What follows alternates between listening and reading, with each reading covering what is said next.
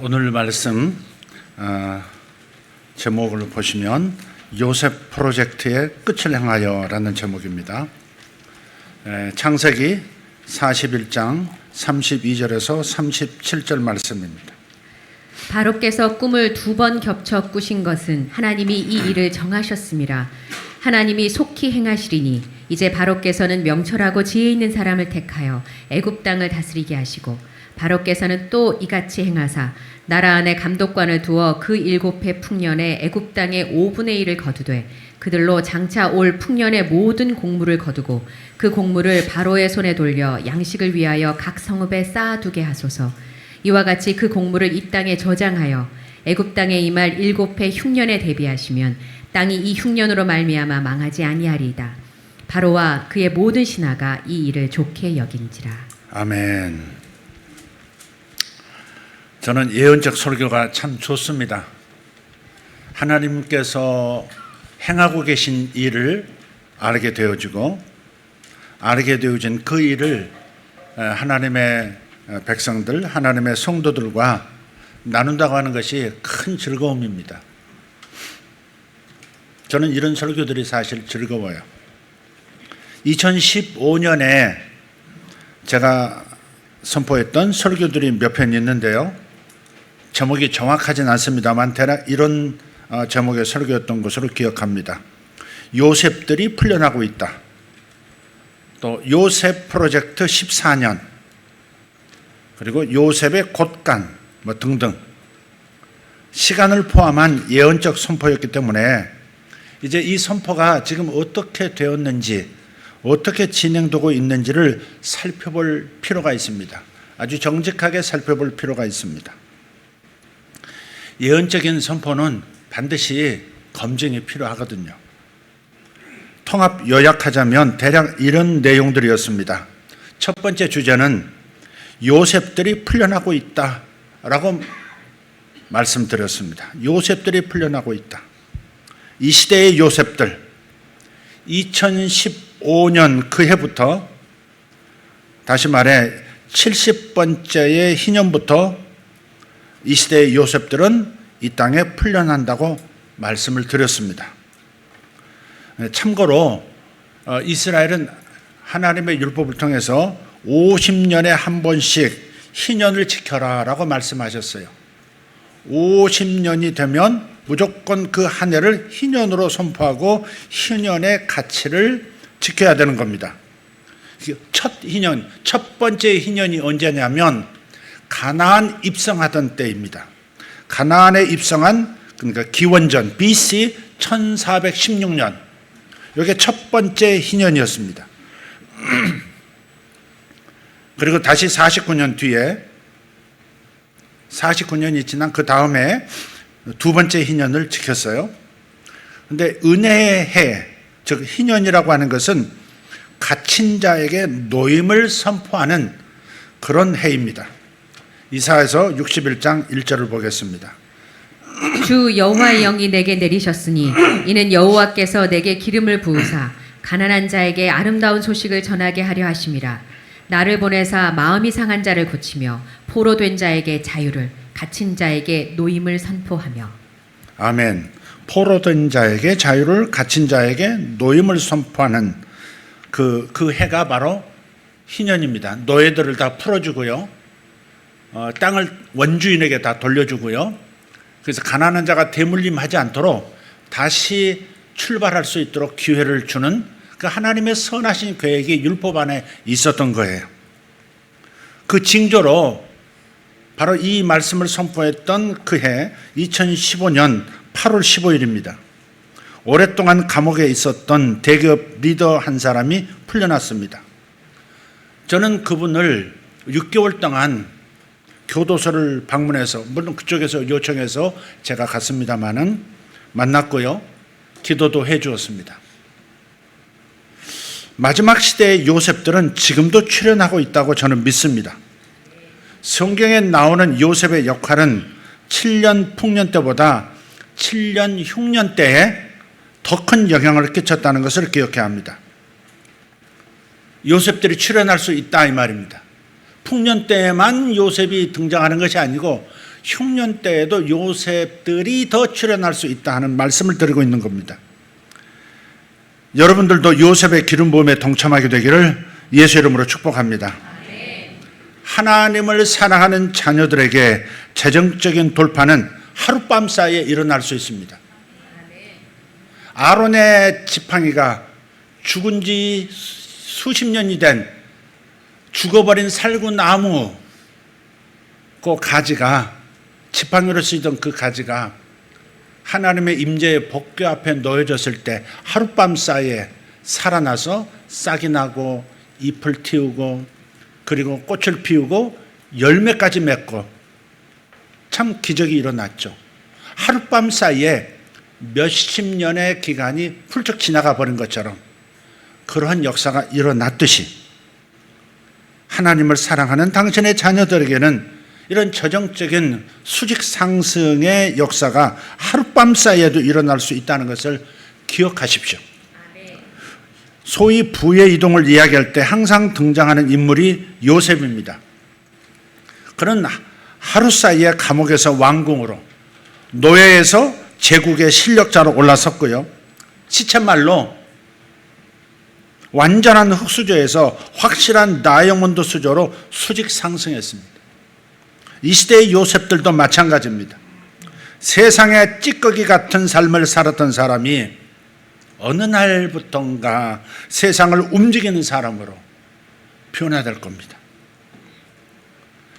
요셉들이 풀려나고 있다가 첫 번째였었습니다. 두 번째 주제는 뭐였느냐?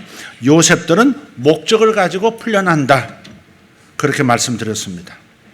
풀려난다라고 표현하는 이유는 갇혀 있었기 때문에, 요셉이 갇혀 있었고 감옥에 있었고 또 이 시대에 요셉들도 연단을 위하여 갇힌 상황 속에 있었을 가능성이 매우 높은 연단의 과정을 겪은 사람들입니다. 요셉이 그랬듯이 이 시대의 요셉들 역시 어떠한 목적을 가지고 출현하는 존재들이에요. 그들은 자신의 목적이 아니라 하나님의 목적을 성취하기 위해서 출현합니다. 다시 말합니다. 자기의 목적이 아니라 하나님의 그 크신 하나님의 목적을 성취하기 위해서 출현하는 존재들이에요. 하나님의 나라를 확장시키는 목적입니다. 근데 이 목적은 핵심 목적이 있고 확대된 목적이 있습니다. 핵심 목적은 하나님의 가족, 그러니까 자신의 가족을 보호하는 것이고 하늘나라의 패밀리를 보호하는 것이고요. 확대된 목적은 애굽과 주변의 나라들을 경제적 위기에서 보호하는 것이었습니다. 결국 이 두 가지의 목적은 하나님 나라의 영향력을 온 세상에 시위하는 것입니다. 총리가 된 요셉은 곡식을 구하러 온 형제들을 만나게 되면서 즉각적으로 알았습니다. 형제들이 곡식을 구하러 애굽의 총리 앞에, 사실은 저들의 동생인 요셉이었죠. 그 앞에 엎드려서 간구하고 있는 저들의 모습을 보면서 자신이 어렸을 때 꾸었던 형제들을 뜻하는 곡식단과 형제들을 뜻하는 별들이 자신을 뜻하는 별 앞에 꾸벅 전하는, 그것이 이제 성취되고 있다, 되기 시작했다는 것을 알았던 거예요. 이 기근의 때에 자기 가족을 보호해야 한다, 자기 가족을 생존하도록 만들어줘야 한다 하는 그 계획이 오래전에 하나님 안에서 세워졌었고 그것이 드디어 성취되고 있다는 사실을 알게 된 거예요. 자신이 가문의 식구들을 보호하기 위한 목적을 가졌다는 것을 깨달았습니다. 자신의 가족들을 이 무서운 기근에서 지켜내야 한다. 이것이 하나님의 목적이었습니다. 그러나 앞에서 잠깐 언급했던 그 한국의 대그룹 리더는 자신이 풀려났던 이유를 놓쳤습니다. 그것도 8월 15일 놓쳤어요. 그는 가족을 보호하고 가족관계를 회복시켜야 하는 요셉의 길에서 이탈한 것입니다. 이것은 진정한 요셉이 아니었음을 증명한 셈입니다. 실제로 그는 지금 명예, 기타 등등 여러 측면에서 이미 쇠락의 길로 들어섰습니다. 세 번째 주제는 요셉들은 자신의 때에 풀려난다고 말씀을 드렸습니다. 자신의 때에 풀려난다. 요셉은 경제적 위기의 계절이 찾아올 때 그 위기를 극복하는 그 시대의 구원자로 등장했습니다. 요셉에게 주어진 애굽식 이름을 보면요, 사브넷 바네아라는 이름이었는데 그 뜻은 이 시대의 구원자라는 뜻입니다. 아주 예언적인 이름이죠. 이 시대의 구원자. 말씀이 응할 때까지 이 요셉들은 어떤 상황에 갇혀서 하나님이 풀어주실 때를 기다리는 겁니다. 시편 105편 16절에서 20절을 읽어봅시다. 그가 또 그 땅에 기근이 들게 하사 그들이 의지하고 있는 양식을 다 끊으셨도다. 같이 읽읍시다. 그가 한 사람을 앞서 보내셨으며 요셉이 종으로 팔렸도다. 그의 발은 착고를 차고 그의 몸은 쇠사슬에 매였으니 곧 여호와의 말씀이 응할 때까지라. 그의 말씀이 그를 단련하였도다. 왕이 사람을 보내어 그를 석방하며 뭇 백성의 통치자가 그를 자유롭게 하였도다. 아멘. 여호와의 말씀이 응할 때까지, 여호와의 말씀이 응할 때까지 어떤 어두운 상황에 갇혀 있었어요. 근데 갇혀 있는 그것이 세월을 호송한 게 아니고 연단을 한 거예요. 그를 준비시킨 거예요. 이 시대의 구원자가 되도록, 기근의 시대에 풍요와 기근이 겹쳐서 엄청난 대변혁의 시기에 구원자가 될 수 있도록 그는 혹독한 연단을 받은 거예요. 준비 기간이었던 거죠. 네. 우리나라도 보면 광복의 때까지 갇혀 있었습니다. 갇혀 있었습니다. 열강 속에 갇혀 있었어요. 특별히 일본이라고 하는 그 나라로부터 그냥 깊은 어둠 속에 갇혀 있었어요. 그 전에는 중국이라고 하는 그 영향력 때문에 갇혀 있었고, 조선시대를 이어서 대한제국까지 깊은 감옥에 갇혀 있는 상태. 한민족이 그랬었단 말이에요. 네. 근데 이게 이 대한민국의 사람들이 독립운동을 했기 때문에, 혹은 저들이 무슨 크나큰 노력과 큰 힘을 행사했기 때문에 광복이 온 것이 아니죠. 말 그대로 국제 정세가, 하나님께서 주관하고 계시는 국제 정세가 대한민국이, 이 한반도라는 나라가 광복이 되어지도록 만든 거예요. 그리고 대한민국이라고 하는 국가가 성립된 것도 전부 그냥 저절로 우리 자체 내에서 이루어졌다기보다는 세계사를 이끌어 가시는 하나님의 은혜 덕분인 줄 믿습니다. 앞으로 통일이 되는 것도 우리 민족끼리 뭘 잘해보자 라고 하는 노력도 필요하지만, 그러나 하나님의 은혜가 세계의 정세를 움직이는 하나님의 손길이 없으면 이루어질 수가 없는 거예요. 그래서 기대가 더 큰 겁니다. 하나님이 우리 대한민국, 이 한민족을 특별하게 이 마지막 때에 특별한 사명의 국가로 선택하셨다는 것. 그래서 하나님께서 반드시 은혜의 손길을 베푸셔서 오늘 기도도 있었습니다마는 통일이 그다지 멀지 않습니다. 여지껏 기다렸던 것에 비해서는 아주 굉장히 가깝습니다. 그리고 수많은 하나님의 사람들이 통일을 이제 외치고 있습니다. 한반도가 세계의 마지막 때 희망이 될 것이라고 하는 그런 말들도 서슴없이 하고 있습니다. 제가 G2라고 이렇게 표현한 것은 지금 G1을 말하고 있는 미국이라는 나라에게 또 다른 도전처럼 보이지 않기 위해서 G2라고 한 표현을 쓰는 거지, 누가 알겠습니까? 가장 작은 나라가 가장 큰 자가 될지 누가 알겠습니까? 그것은 우리 속으로만 생각하는 것이고, 표방하는 것은 절대 G1 이렇게 이야기해서는 안 되는 거죠. G1을 목표로 드러냈다가 망한 나라들이 적지 않습니다. 일본도 그랬고, 중국도 지금 그런 과정을 겪고 있고, 어떤 나라든 그렇습니다. 무서운 나라라는 것을 우리는 현실적으로 인식을 해야 합니다. 그러나 때가 되면 누가 알겠습니까? 맨 첫 번째 섰던 그 국가가 이렇게 뒤로 서게 될지, 아니면 맨 꼬라비에 서 있었던 존재가 뒤로 돌아하면 첫 번째가 되기도 하듯이, 그런 상황이 올 줄 누가 알겠느냐고요. 누가 알겠느냐 이 말은 그렇게 되기를 원한다 그 말이고, 그렇게 될 것이다 또 좀 섞여 있습니다. 오래전부터 얘기해 왔던 거니까. 그래서 통일도 그렇고 G1 혹은 G2가 되는 것도 그렇고 다 하나님께서 세상을 움직여서 대한민국이 그렇게 되도록 만드는 겁니다.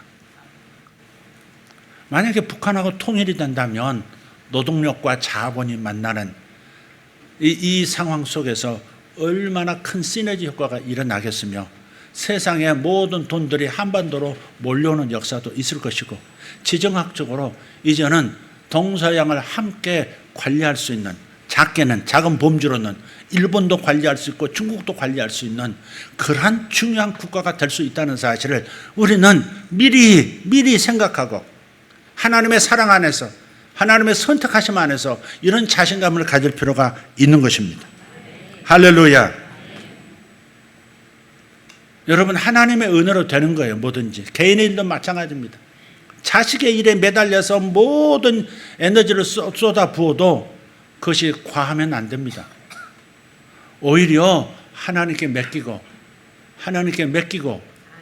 거기에 투자하는 그 에너지의 대부분을 하나님께 집중하는 쪽으로 돌리면 열매는 훨씬 나을 수 있습니다.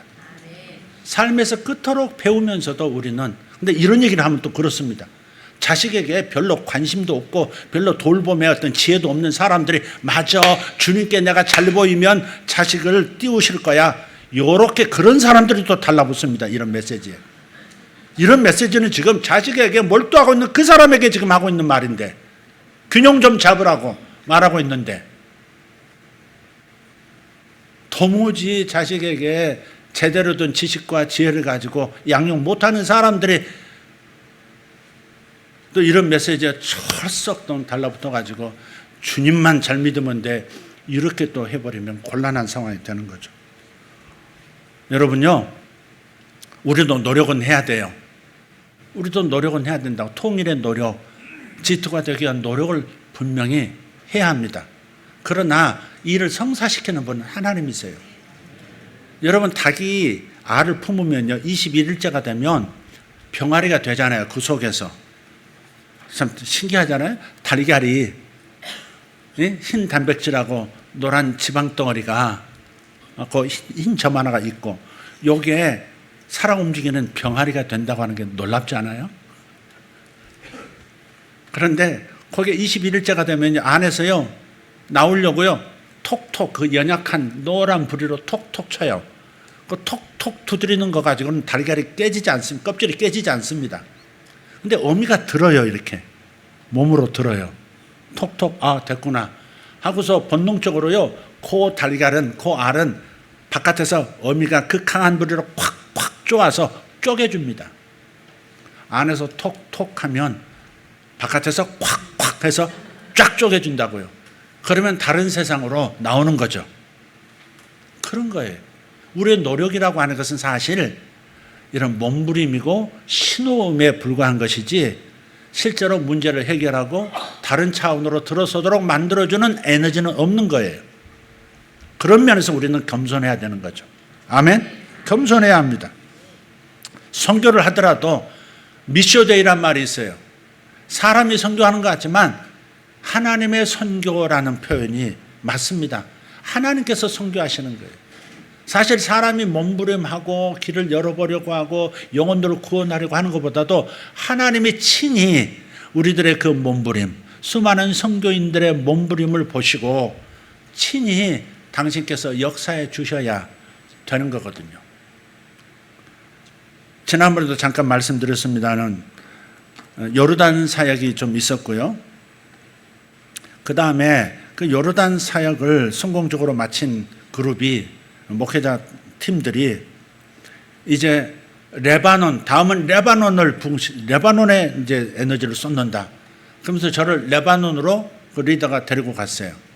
그래서 그 레바논에 있는 목회자 리더들을 만나고 돌아왔어요. 돌아오는 길에 그분에게 제가 얘기했어요. 레바논은 곧 닫힐 겁니다.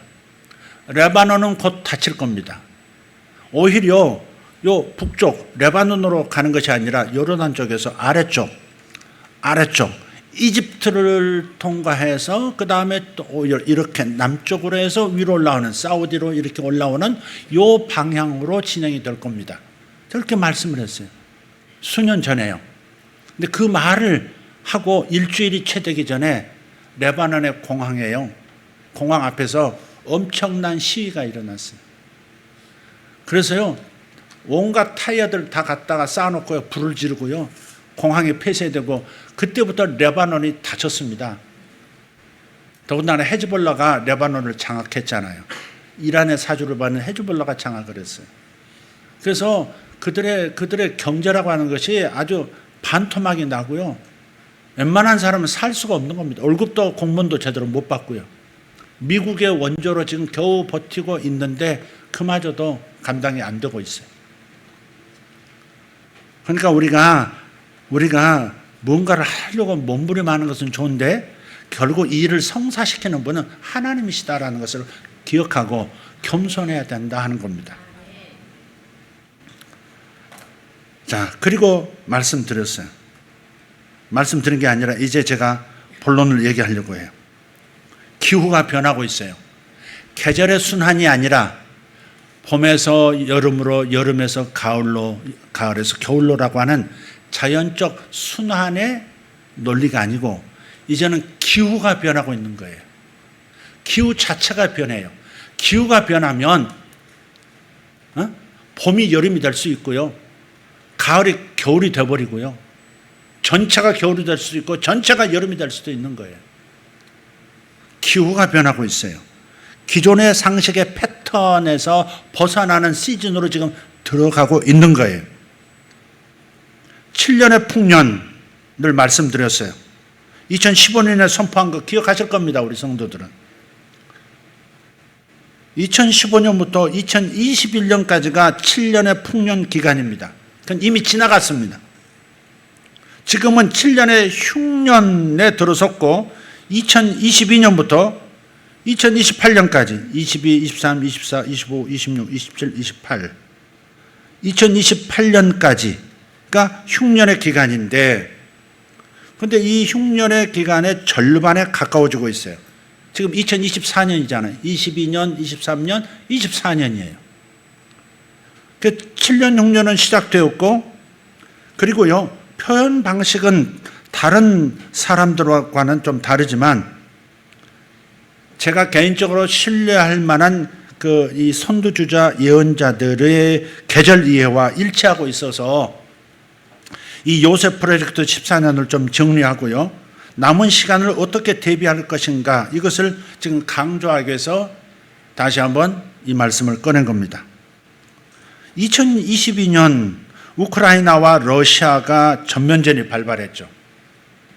2016년, 2017년부터 크림반도에서 좀 분쟁이 있었지만 전면전은 2022년에 일어났어요. 그리고 이 전쟁이 이렇게 길어질 줄은 몰랐죠. 길어지고 있고, 그리고 러시아의 탐욕이 여기서 끝날까? 러시아는 지금 국민들이 전부 호황이라고 생각하고 부자들이 많아지고 있어요. 기름을 중국에서 사주고 거기서 오른 그 에너지 자금 가지고 그걸로 전부 군수산업에 몰아넣고 있고, 그래서 군수산업을 중심으로 해서 수많은 그런 부자들이 생겨나고 있는 중이에요. 그래서 이 전쟁이 여기서 끝날까? 러시아가 폴란드는 넘보지 않을까? 잠깐 멈출지라도 러시아의 탐욕은 그치지 않을 것 같아요. 성경을 보면 러시아가 나중에는 이스라엘 근접거리까지 다가오는 이 종말의 전쟁에서 러시아가 이스라엘과 직접적으로 부딪히는 일까지 예견되어 있거든요. 지금은 그때가 아니라고 개인적으로는 저는 믿고 있어요. 어떤 사람은 급박하게 지금 주의 재림이 가까웠다, 지금 아마겟돈 전쟁이 지금 일어날 것이다, 이렇게 얘기하는 사람들은 너무 조급한 것 같아요. 그리고 2023년 작년이죠. 하마스가 이스라엘을 한번 듣도 보지도 생각지도 못했던 방식으로 공격을 시작했고요. 그 전쟁으로 인해서 지금까지 이어지고 있습니다. 이 전쟁에 연착륙을 할 것인가 아니면 이란이 개입되는 제5차 중동 전쟁으로 이어질 것인가? 이란이 어려운 일을 겪었기 때문에 보복하겠다고 지금 계속 말하고 있고 행동은 하지 않고 있죠, 지금. 근데 이란이 핵무기는 없어요.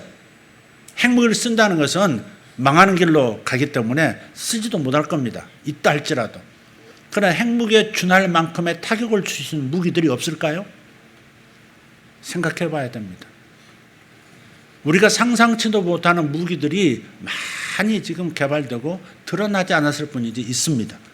그런 것들을 사용하지 않을까?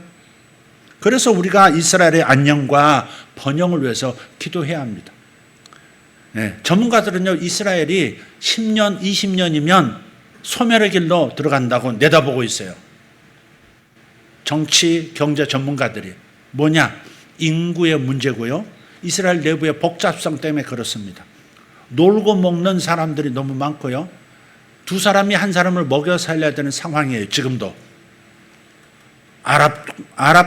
아랍계 이스라엘 사람들이 늘어나고 있고요. 놀고 먹는 사람들이 너무나 많아지고 있고, 전쟁은 참여하지도 않고 우리는 기도만 한다는 사람, 정통 기독교, 정통 유대인이라는 사람들이 많아지고 있어요. 그래서 인구수는 이 순수 이스라엘 사람들은 늘어나지 않고, 그래서 경제가 어려워질 것이고, 그러면 전쟁을 할 수가 없는 거죠. 그래서 이란은 기다리기만 해도 10년, 20년만 기다리기만 해도 이란은 이스라엘을 먹을 수가 있는 거예요. 그래서 이스라엘은 전쟁을 오히려 지금 이스라엘을 정리해야 된다. 이게 강한 것으로 내다보고 있는 겁니다. 지금 전쟁하기를 원하죠. 미국이 버텨주기 때문에 지금 전쟁하기를 원해요. 그래서 지금 연착륙을 할 것인가, 5차 중동 전쟁으로 이어질 것인가, 우리는 그렇게 가서는 안 된다고 믿고 이것을 기도해야 합니다. 이 정도 얘기하면 아멘을, 여대먹은 아멘을 해야 되는데, 세계교회는요, 이스라엘에게 빚이 있어요. 우리 한 사람 한 사람이 이스라엘에게 빚이 있다고요.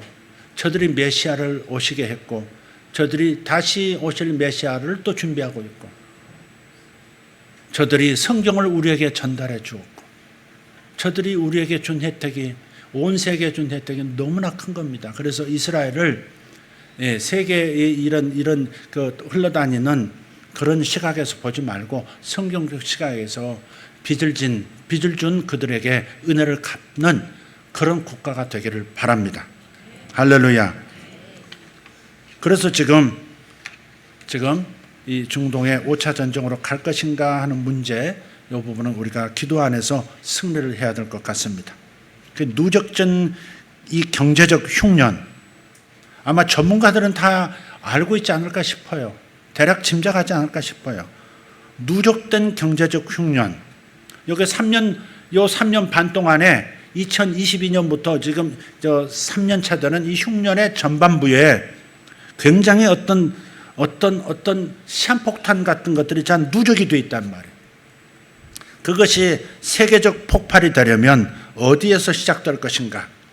결국은 세계의 중심이라고 하는 미국이 될 가능성이 높습니다. 신뢰할 만한 선지자들의 예언도 있습니다. 물론 여기에는 개인적으로나 교회적인 분별이 필요합니다. 구체적으로 미국 대선이 끝나면 이 폭발이 시작되지 않을까 싶습니다. 특히 트럼프가 재선에 성공한다면, 그럴 가능성이 높다고 보는데, 저는 재선에 성공한다면, 그렇다면 상당히 심각한 상황이 오히려 벌어질 수 있겠다 하는 것입니다. 이제부터는 언제 어디서 어떤 일이 벌어지더라도 결코 놀라서는 안 될 그런 시즌에 접어들었습니다. 그래서 우리 큰아들도 미국에서 돌아오게 하고 싶은데 자기 계획이 더 강한 것 같아요.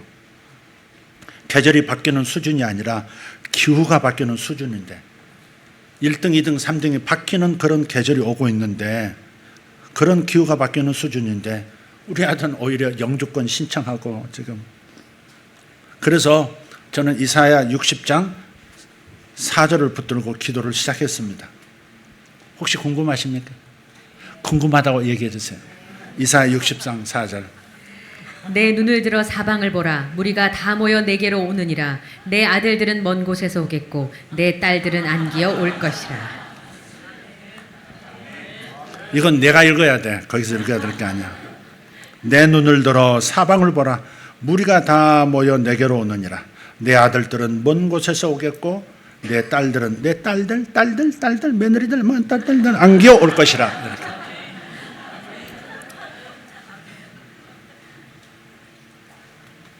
요즘 젊은이들이 나름 자기 주장이 강해서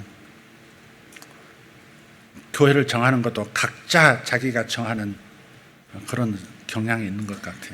하여간 그렇습니다. 부부도 같은 교회 나가지 않고 각각 원하는 교회 나가기도 하고 그러는 것 같아요. 그래서 이 구절을 하나님이 주셔서 이 구절로 기도하고 있습니다. 내 아들들은 먼 곳에서 오겠고 내 딸들은 안기어 올 것이라.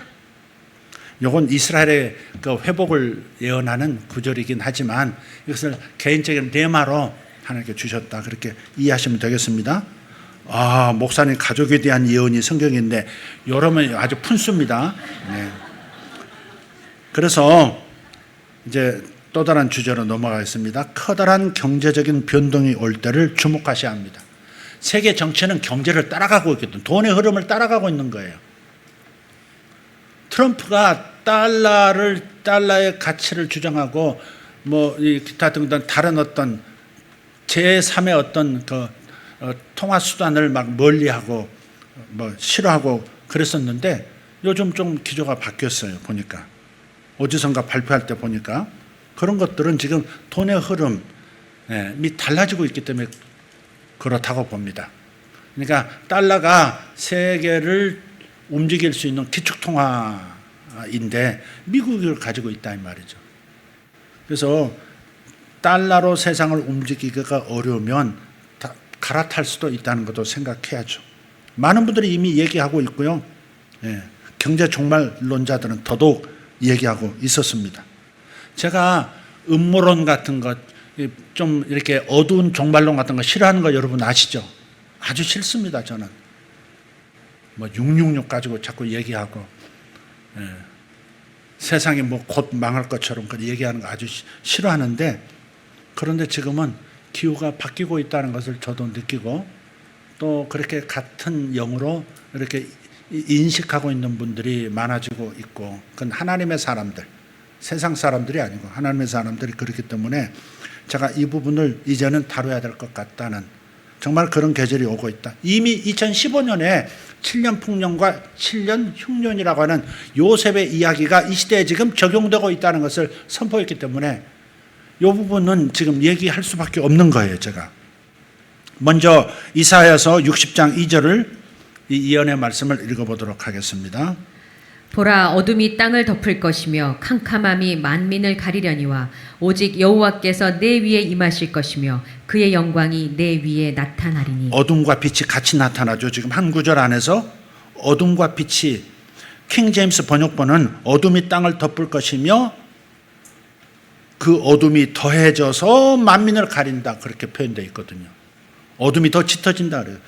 근데 세상의 어둠이라는 것은 대개 경제가 중심이기 때문에 경제적 어둠이 온다는 것을 기억해야 돼요. 여인이 출산하기 전에 해산의 고통이 임하는 것처럼 요셉 7년 흉년은 일종의 출산을 위한 진통인 겁니다. 요셉의 7년 흉년이 흩어진 요셉의 가족들을 다시 모이게 한 것처럼 세상을 흔들어서, 하나님께서 세상을 흔들어서 경제적 위기를, 경제적 변동을 통해서 세상을 흔들어서 잃어버린 영혼들, 남은 자들을 다시 모이게 하는 마지막 과정이 될 것입니다. 종말의 상황은 아니지만, 아주 임박한 종말이라고 말할 수는 없지만, 그러나 그 마지막을 준비하는 마지막 과정은 분명하다 하는 겁니다. 7년 6년은 다시 말씀드리지만 이미 2022년부터 시작되었고요. 전반기가 22년부터 24년인데 이 전반기에는 우리의 눈에 아직 보이지 않고요, 피부에 직접적으로 닿지 것 같아도 2025년, 28년, 즉 후반기에는 이 흉년, 누적전 흉년의 폭발을 위해서 지금 문제들이 첩첩이 쌓이고 장착되고 있을 겁니다. 그래서 요 후반기 3년 반이라고 하는 요 후반기에 접어드는 그 임계점으로 다가가면 여러 가지 현상들이 일어날 것이다. 놀라지 말라 말씀을 드렸습니다. 아직은 무덥지만요, 8월 22일이 처서입니다. 동양에는 계절을 24절기로 나눴죠. 24절기 중에 14번째, 그게 처서입니다. 처서는 뭐냐? 더위가 그친다는 뜻에서 붙여진 이름이에요. 근데 아직은 더워요. 그런데 오늘 아침 문을 열고 본당을 들어오니까 남영 집사님이 이제 아침 기온이 20도입니다. 평창은 그러더라고요. 20도. 밤은 더 온도가 낮아진다는 거죠. 서늘한 거죠. 아직은 무덥지만, 낮은 무덥지만 이미 다른 계절로 접어들었다. 다른 기후로 접어들었다는 겁니다. 특히 이 현상은 미국의 대선이 끝나면 본격적으로 드러날 것으로 예견됩니다. 폭발한다 이 말이에요. 24년이 저물어가면서 가장 큰 세계적 이슈, 세계에 미치는 영향이 크기 때문에 미국 대선이라는 것이, 그래서 미국 대선을 주목하고 그것이 하나의 어떤 분기점이 될 것이고 그 전후로 어떤 사인들이, 어떤 징조들이 나타날 것이다. 여기에 좀 주목할 필요가 있습니다. 그렇다면 7년 흉년 때의 요셉 후보들은 어떻게 해야 되는가? 요셉은 흉년 때에도 나타난다고 말씀드렸어요. 여러분도 요셉 후보입니다. 네. 먼저 요한계시록 6장 5절에서 6절을 읽어보겠습니다. 같이. 셋째 인을 떼실 때에 내가 들으니 셋째 생물이 말하되 오라 하기로, 내가 보니 검은 말이 나오는데 그 탄 자가 손에 저울을 가졌더라. 내가 네 생물 사이로부터 나는 듯한 음성을 들으니 이르되, 한 데나리온에 밀 한 되요 한 데나리온에 보리 석 되로다. 또 감람류와 포도주는 해치지 말라 하더라. 아멘. 이 요한계시록 6장을 보면요, 첫 번째로 이 천사가 이렇게 선포하면 말을 탄 자가 나오는데요, 첫 번째 말 타는 자는 흰 말이 나와요. 흰 말을 탄 지도자가 나오는데 활을 들고 있어요. 그리고 계속 이기고 또 이기려고 한다 그랬어요. 그러니까 어떤 정치 세력이 등장해서 그 세력은 이기고 또 이기려고 하는 기질로 세상을 휩쓴다는 겁니다. 지금 푸틴도 그런 성향이 있고 트럼프도 그런 성향이 있고 시진핑도 그런 성향이 있고요. 일본의 아베는 죽었습니다마는 기시다 총리가 된 다음에 일본 국방비가 거의 2배로 늘어나가지고 점점 군사 강국으로 옛날 명성으로 돌아가려고 지금 하고 있는 중이라는 걸 기억해야 합니다. 두 번째로 붉은 말을 타고 전쟁을 일으키는 자가 나타나서 많은 이들이 죽습니다. 붉은 말은 전쟁을 의미합니다. 우크라 전쟁에서 많은 사람들이 죽고 또 저 중동에서 많은 사람들이 지금 죽고 있습니다. 세 번째 나타나는 존재가 바로 검은 말 탄 자인데 손에 저울을 들고 있어요. 이건 경제를 뜻하는 거예요. 경제가 어두워지는 겁니다. 경제적 위기, 기근, 경제적 위기를 가져오는 것을 뜻해요. 순서가 이렇습니다. 흉년으로 인해서, 기근으로 인해서 세상의 경제가 망가지는 재앙이 나타나고 있다는 겁니다. 아합과 엘리야 시대에 있었던 3년 6개월의 흉년, 후반기 흉년의 절정이죠. 그래서 한번 살펴보겠습니다. 연분년 3년 6개월 동안 연달아서 해년마다 기근이 일어났다는 거예요. 농사와 목축으로 먹고 사는 저 이스라엘 땅, 가나안 땅에 1년 흉년이 오면요, 모든 산업 기반이 다 무너지는 겁니다. 먹고 사는 문제가 다 깨지는 거예요. 근데 2년도 아니고 3년이 넘어가고 있는 상황이기 때문에 3년 6개월이라고 하는 것은 이 열왕기상서 17장에는 나타나지 않아요. 그냥 몇 년 이렇게 돼 있죠. 그런데 야고보 사도가 기록한 야고보서에는 3년 6개월이라고 분명히 나옵니다. 그러니까 이 기간 동안에 경제 시스템이 붕괴했어요. 경제가 어려워진 게 아니에요. 경제 시스템 자체가 붕괴했어요. 식량 부족으로 굶어 죽는 사람들이 속출했습니다. 그렇지만 어둠이 있으면 빛이 있다고 하나님께서는 성령의 사람인 엘리야를 초자연적으로 먹이셨어요. 그리시네가에서 까마귀를 통해서 빵과 고기를 공급해 주셨습니다. 성경에는 여러 곳에서 까마귀가 등장해요. 첫 번째 등장하는 것, 그것은 새로운 시작을 준비하는 상징인데요. 홍수가 있었고 방주가 안착하고 그 방주에서 뚜껑이 열리면서 창문이 열리면서 그러면서 까마귀가 방출되죠. 이것은 주님의 재림과 그리고 새하늘과 새 땅의 그림자, 예표인 겁니다. 홍수의 끝에 노아의 방주가 열리고 까마귀가 하늘을 향해 치솟아 날아오릅니다. 그런데 돌아오지 않아요. 왜? 홍수로 인해서 사체들이 세상의 도처에 널려 있기 때문에 먹을 것이 있으니까 돌아오지 않는 겁니다. 새로운 시대가 마감이 되고 옛 시대가 마감이 되고 새로운 시대가 열리는 것을 나타낼 때 까마귀가 등장한다는 거 기억하시고, 두 번째는 아합과 이세벨 시대인데 기근을 알리는 새입니다. 기근이 오고 있음을, 기근의 때임을 알려주는 새가 바로 까마귀입니다. 세 번째는 그럼에도 불구하고 이 기근의 시대에도 까마귀를 통해서 초자연적 공급이 있었던 것처럼 이 어려운 경제적 붕괴 속에서도 하나님께서 하늘 창을 열으셔서 초자연적 공급이 있을 것임을 알려주는 징조의 새가 까마귀입니다. 요즘 분당에 까마귀가 많이 나타나고 있는데 혹시 감지하신 분 계시나요? 이상하게 까마귀가 요즘 많아졌어요. 작년부터 까마귀가 거의 올 때마다 저는 까마귀를 지금 봅니다. 이 까마귀가 저의 눈에는 징조로 보인다 이 말이에요. 새로운 징조로 보입니다. 자, 그래서 명암이 있다, 빛과 어둠이 있다, 어둠이 있다고, 어둠이 캄캄한 어둠이 덮일지라도 하나님께서는 초자연적 공급이 있을 것이기 때문에 이런 상황에서 우리는 무엇을 선택함으로써 이 시대에 살아남는 백성이 될 것인가 하는 마지막 주제로 넘어가겠습니다. 결론입니다. 이 시대에 살아남는 백성이 되려면 어떻게 해야 될 건가? 첫 번째는 성령으로 인도받는 사람이 되셔야 합니다. 그 무서운 기근의 시대에 엘리야가 하나님의 음성을 듣고 하나님의 인도를 받고 그리시네가로 갔고 거기 물이 떨어지니까 이제는 사르밧 과부 한 사람을 선택하셔서 그에게 주님께서 미리 명령하시고 선지자를 먹여 살리도록 하셨죠. 그래서 사르밧 과부에게로 찾아갑니다.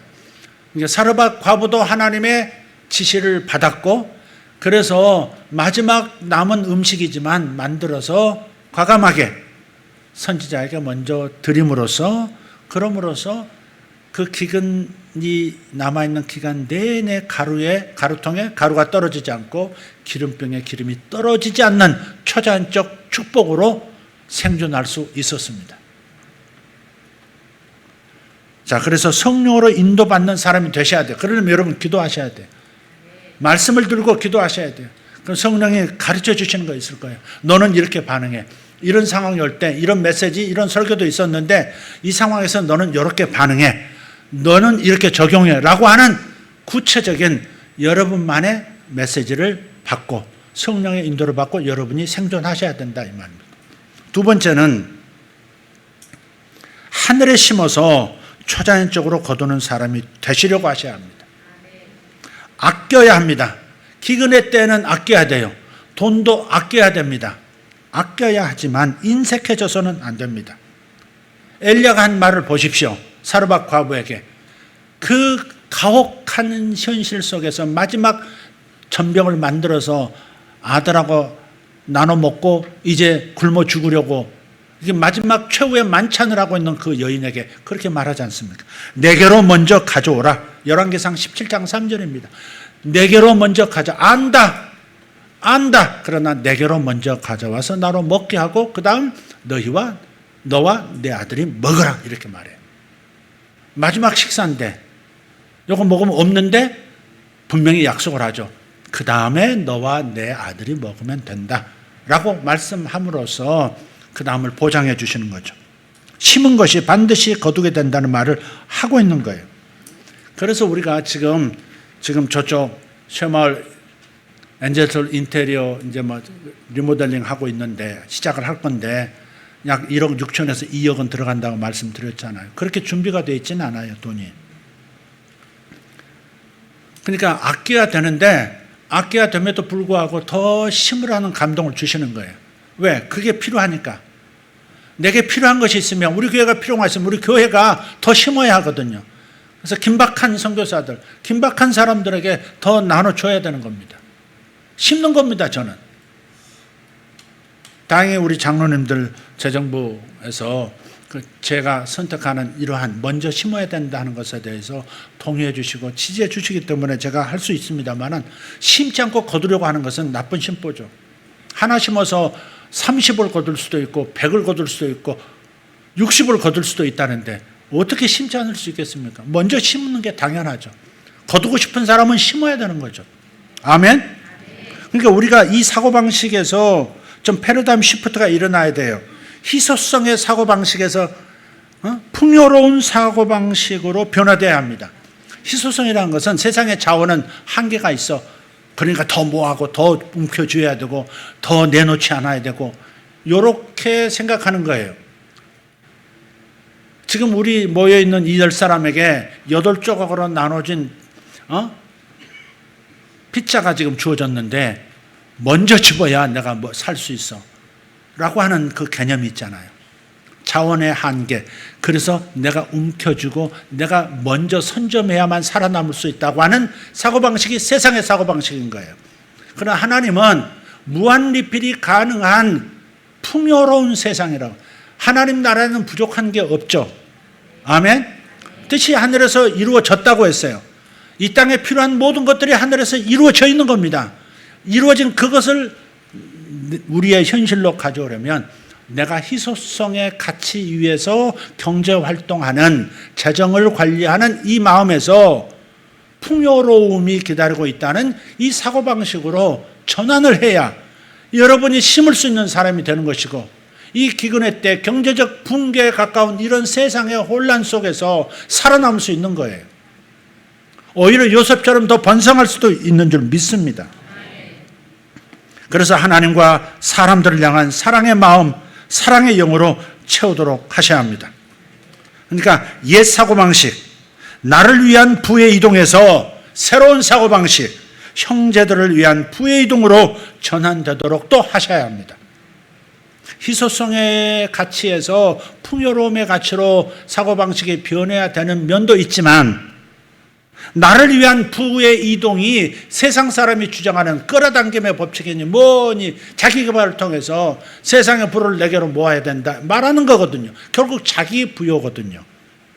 그러나 나를 위한 부의 이동에서 형제를 위한 부의 이동으로 새로운 사고방식으로 전환되도록 하셔야 한다. 이게 두 번째였습니다. 성령으로 인도받는 사람이 되라. 두 번째, 하늘에 심어 초자연적으로 거두는 사람이 되어라.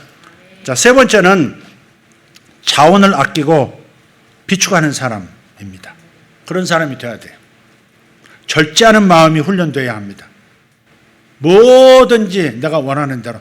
내가 어렸을 때 못 먹어봤으니까 다 먹어볼 거야. 어렸을 때 이거 안 사봤으니까 다 사볼 거야.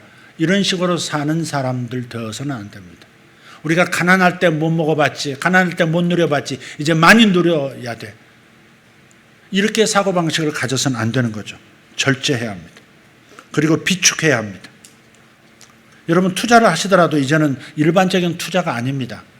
이 경제 시스템이 흔들릴 정도로 시스템이 흔들린다는 것은 돌아가지 않는다는 얘기죠. 정상적인 경제 활동에 불가능한 그런 어려움을 말하는 겁니다.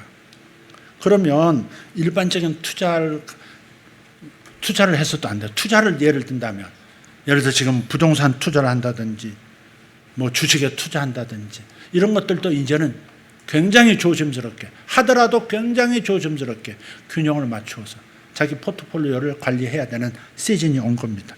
제가 전문가가 아니라 시원하게 얘기를 못 해드리고 또 예언적인 표현이기 때문에 너무 섣불리 나설 수도 없고 그래서 이런 정도 표현합니다. 물론 개인적인 분별이 필요하다는 거 다시 말씀드려요. 경제 시스템이 붕괴할 수 있다고 생각하시는 것은 맞습니다. 아까도 말씀드렸지만 계절의 순환이 아니라 기후가 바뀌고 있다는 것. 모든 것이 바뀔 수밖에 없는 상황이 오고 있다는 것. 그래서 경제의 붕괴를 전쟁으로 돌파하려고 하는 그런 시도를 또 주목하셔야 합니다. 어떤 나라가 됐든 경제적인 위기를 경제가 너무 어려워지고 폭망하게 생겼으면 전쟁으로 돌파를 해왔어요. 역사적으로 보면. 히틀러도 독일도 전쟁하지 않으면 이 독일이 망하는 이 상황을 막을 수가 없거든요. 그래서 전쟁을 일으킨 거예요. 경제가 답입니다. 항상. 이 바보야 경제가 답이야. 어떤 대통령이 그랬듯이 경제입니다. 경제. 돈입니다. 돈. 개인의 삶도 돈이고요. 국가의 모든 비전도 다 돈입니다. 세계 비전도 돈입니다. 먹고 사는 문제예요. 경제인데 이 경제의 붕괴를 전쟁으로 돌파하려고 하는 시도를 주목하고 그것을 막아야 할지 하나님의 뜻 안에서 놔둬야 될지 우리 기도를 지혜롭게 해야 될 줄 믿습니다. 마지막 한 가지입니다. 속임수에 넘어가지 말라는 겁니다. 다시 강조하지만 우울한 종말론은요 음모론하고 같이 섞여가지고 짬뽕이 돼가지고 아주 독한 마약같이 이렇게 떠돕니다. 제가 이번 주에 요 앞에 있는 두란노 소원을 갔는데 어떤 한 젊은 많아야 35세에서 40 된 젊은 분인데 이런 책을 찾더라고요. 마지막 신호 있나요? 묻더라고요. 마지막 신호가 무슨 책인지 아시죠? 최근에 어떤 문제를 무리를 일으켰던 그 어떤 목회자가 쓴 책이죠. 그 마지막 신호라는 책이 처음 20년 전인가 나왔을 때 제가 기가 막혔습니다. 또 20년, 30년 만에 또 같은 내용을 또 짜집게 해가지고 돌려막기 하고 있구나. 폭탄 돌리기 하고 있구나. 내가 알았습니다. 제가 깊은 친밀한 관계를 누렸던 김하중 장로님이 물으시더라고요. 목사님, 마지막 신호라는 책 읽어보셨습니까? 그래서 읽어봤죠. 근데 그거 아주 문제 많습니다. 그랬더니 목사님 맞습니다. 이거 순 거짓말입니다. 내가 여기 등장하는 사람들 다 친구들도 많은데 이게 전부 거짓말입니다. 어떻게 이런 책을 쓸 수 있습니까? 저는 찢어버렸습니다. 그러시더라고요. 20년 만에 드디어 사고가 터진 건데 여러분 우울한 종말론 음산한 종말론에 너무 심취하지 말라고요. 세상에 진짜 끝이 온 것처럼 너무 화들짝 놀란 그런 모습으로 살아가지 마시라고요. 캄캄함이 너희를 덮겠지만 오히려 그 상황 속에서 영광의 빛이 너희에게 임하리라 그렇게 말씀하셨으니까 어둠을 주목할 것인가 빛을 주목할 것인가 멸망을 주목할 것인가 소망을 주목할 것인가 여러분 선택하셔야 돼요. 도처에 전쟁이 있어도 경제적 붕괴가 있어도 종말의 전쟁처럼 받아들이지는 말라는 겁니다. 이루어져야 할 예언의 말씀들이 아직 많이 남았습니다. 한반도의 통일이 이 마지막 이스라엘을 구원시키는 일에 있어서 매우 중요하기 때문에 한반도 통일도 이루어져야 하고요. 그럼 이제 지금 당장 이루어질 것 같습니까? 아니죠. 우리 당장 일어나는 것처럼 김정은이 지금 뭐 몇 달 내로 죽을 것 같다 그런 말들이 얼마나 많았습니까? 쓸데없는 얘기입니다. 그게 다. 그래서 언제 죽긴 죽겠죠. 죽긴 죽겠죠. 하나님이 정리하신다고 하셨으니 죽긴 죽을 거예요. 근데 한반도 통일도 남았고 G2의 비전도 주목하셔야 되고요. 그러니까 어둠을 인정하지만 빛을 또 주목하자 그 말입니다. 이스라엘이 무엇보다 예수님께 돌아와야 해요. 이스라엘의 남은 자들이 돌아올 때, 그리고 이방인 교회와 이스라엘이 하나가 될 때, 그때 주님께서 오실 것이고 죽은 자들의 부활이 있는 거예요. 그러니까 이스라엘의 예수님께서 돌아와야 한다는 걸 기억하고 너무 임박한 주의 재림을 너무 주장해서 안 된다. 언제 오실지 모르지. 다 폐기하고 바로 오실 수도 있다 하는 심정으로는 살지만, 그러나 상식적으로는, 성경적 상식으로는 아니다 하는 겁니다. 그러니 엘리야처럼 겁을 먹어서는 안 됩니다. 엘리야는 겁을 먹으니까 튀잖아요. 도망가잖아요. 겁을 먹으면 이상한 짓 하게 돼 있고 이상한 선택하게 돼 있습니다. 겁먹으면 안 됩니다. 경제 상황도 겁먹으면 이상한 선택을 할 가능성이 있는 거예요. 조심하셔야 돼요. 그래서 두려움의 영을 제거하십시오. 만민에게 임할 캄캄함 때문에 두려워지지 않도록 오히려 영광이 내 위에 임함을 보시는 저와 여러분 되기를 바랍니다. 이사야 60장 2절을 다시 한번 보고 마치도록 하겠습니다. 보라 어둠이 땅을 덮을 것이며 같이 보라 어둠이 땅을 덮을 것이며 캄캄함이 만민을 가리려니와 오직 여호와께서 내 위에 임하실 것이며 그의 영광이 내 위에 나타나리니. 아멘. 그러니까 어려움에 집중하기보다는 그로 인한 축복에 더 집중하시기를 바랍니다. 이게 요셉의 자세입니다. 오히려 자신의 영역에서 탁월한 능력자로 준비되기를 애쓰시기를 바랍니다. 우리가 아무리 노력해도 콕콕콕 톡톡톡 하는 수준이지만, 그러나 그 톡톡톡이 콱콱콱을 가져온다는 것을 기억하시고 우리가 잘 준비되어지기를 예수 이름으로 축복합니다. 좀 불안하라고 여러분에게 드리는 말씀이 아닙니다. 약간의 불안은 요구합니다. 그러나 지나친 불안은 아닙니다. 네, 기도하겠습니다. 하나님 감사합니다. 살아계신 하나님, 당신께서 세계사를 주관하고 계시고 세계사를 His story, 당신의 역사로 만들고 계심을 감사합니다. 사람이 선택하고 사람이 나서지만 결국 모든 일들은 하나님의 뜻 가운데서 진행되는 것을 믿습니다. 하나님의 뜻을 아는 자들답게 담대하게 도와주시옵고, 담대하지만 그러나 지혜롭게 현실 속에서 바르게 선택하고 바른 결정을 내리고 바른 행동을 할 수 있도록 주님 역사하여 주시옵소서. 무엇보다 성령 충만해야 성령의 인도를 받습니다. 성령 충만해야 성령 인도를 받습니다. 주여 말씀과 성령 안에서 기도하는 사람들 되게 하시고, 주님의 말씀 붙들고 기도할 때 각 사람에게 필요한 계시들이 임하게 하여 주시옵소서. 아버지 하나님, 지금도 중동 땅에 이스라엘과 그 주변 아랍국들 사이에서 하나님 모두가 구원되기를 원하는 움직이는 사람들을 축복하고 거기에 하나님의 은총이 넘치기를 원합니다. 아버지 하나님, 아브라함 프로젝트가 있었습니다. 아브라함 협정이 있었습니다. 다 아브라함의 후손들입니다. 이스라엘도 아브라함의 후손이요, 저 아랍 사람들도 아브라함의 후손들입니다.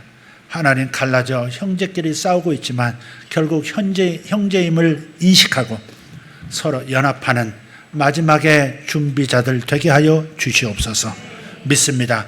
우리의 기도를 필요로 한 때 기도하는 이들이 많이 늘어나게 하여 주시옵고, 아버지 하나님 교육을 위해서 어쩔 수 없이 하나님 지금 교육관을 리모델링해야 합니다. 하나님 필요한 것들을 지금 준비하고 계심을 감사하고 하나님 곧 도착할 줄 믿습니다. 감사합니다. 예수님의 이름으로 축복하며 기도합니다. 아멘.